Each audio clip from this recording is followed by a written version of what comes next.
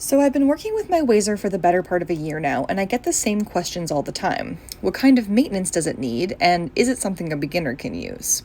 And I get it. When I first got mine, I was a bit intimidated, and not because of the size or the fact that it arrived on a pallet and took 5 of us to install it, but because when I sat down and started reading the manual, I realized that this is an industrial capability machine for home use in my basement.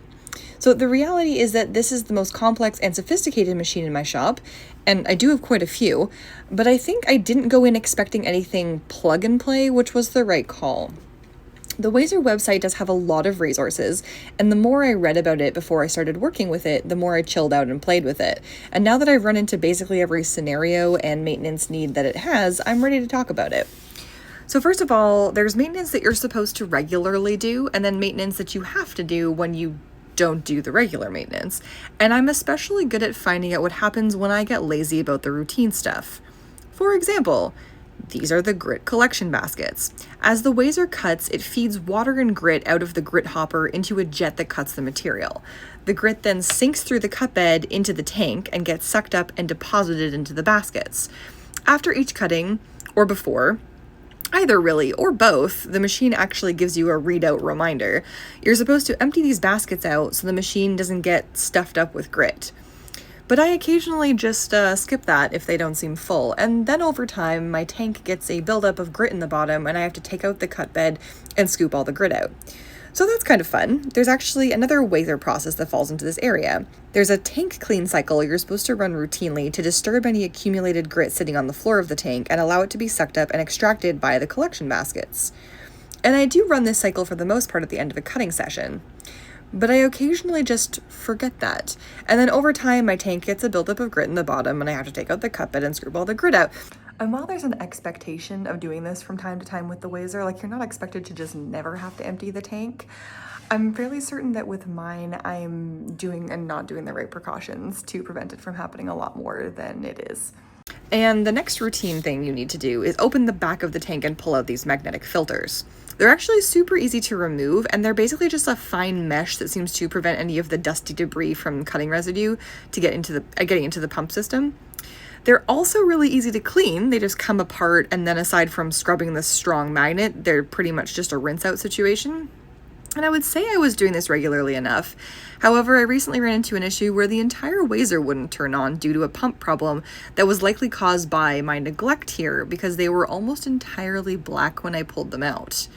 Unfortunately, these impeller things installed behind the WAZER as part of the connection between the tank and the pump on the ground down here stopped functioning, and I needed to replace them. And after I got that part and installed it, the machine worked perfectly. So I could be better. And this issue was actually really fun to troubleshoot because I got to detach my pump hose and shoot water through everything and give it a good clean out. Finally, the most common maintenance issue I've had to contend with is clogs in my grit line. There's this one small rubber tube that runs here from the bottom of the grit hopper through the machine and feeds it into the cutting head to mix with water. The grit the WAZER uses is this super fine, super soft garnet grit that I get in these 50-pound bags, and it turns out it really needs to be this fine in order for the WAZER to suction it through the grit line. Because whenever I leave the lid off my grit bucket and then drip water into the grit and then ignore it and scoop it into the hopper anyway, it clogs the grit line. This is pretty easy to sort out though. Usually I just reach up underneath and thread a thin piece of wire up into the line and clear out the wet grit and then problem solved. It's a little bit finicky, but doesn't take me very long. If the clog is at the other end, I just remove the line from the cutter head and clear the grit out that way. And then, just to make sure I am a true expert in clearing clogged grit lines, I occasionally start running my WAZER after forgetting to turn the water on. And of course, ignoring the reminder to turn the water on that shows up every time you go to run it. And since these clogs are a little worse, I get to have the fun of using my air compressor to force the grit out of the line. Anyway, that's really all I've come across over the last year of working with my WAZER. All pretty easy to deal with, and all pretty preventable if I were a little bit more gentle with things and I performed the routine checks of the equipment that I'm supposed to. As it's only been 9 months, I'm sure I'll come across other issues to deal with eventually, but that's fairly standard for any kind of shop equipment. For instance, look at the thermal coil in my kiln. It's not supposed to be where it is.